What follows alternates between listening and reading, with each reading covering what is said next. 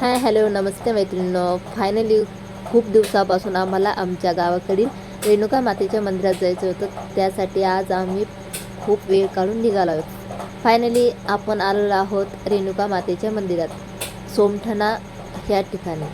बघू शकता खूप सुंदर वातावरण आहे बाजूला. चला तर तुम्हाला मी समोरचं दाखवते. येथे आम्ही नारळ घेण्यासाठी थांबलो. म्हणलं चला देवीच्या समोर नारळ तर फोडावेच लागल ना. आणि हा स्पेशल आखाड्याचा महिना आहे, त्यासाठी म्हणलं आता नारळ तर घ्यावंच लागणार आहे. आणि त्यासोबत आम्ही वटीचं सामानसुद्धा घेतलं आहे देवीसाठी. बघू शकता इथं आमचे मिस्टर भाव करीत आहे. नारळ 10चं नाही, 20चं नाही, 30चं द्या.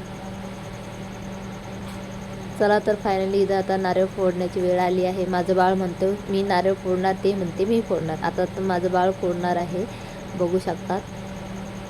पण त्याच्याकडून तर काही नारळ फुटतच नाही. त्याच्याकडून नारळ फुटत नाही. त्यामुळे आमचे घरचे म्हणतात दाखव मी नारळ फोडते. आता ते नारळ फोडणार आहे.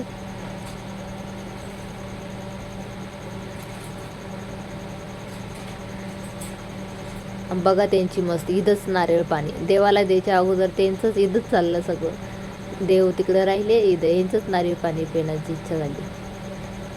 आता फायनली आपण निघणार आहोत मंदिरामध्ये देवाचे दर्शन घेण्यासाठी.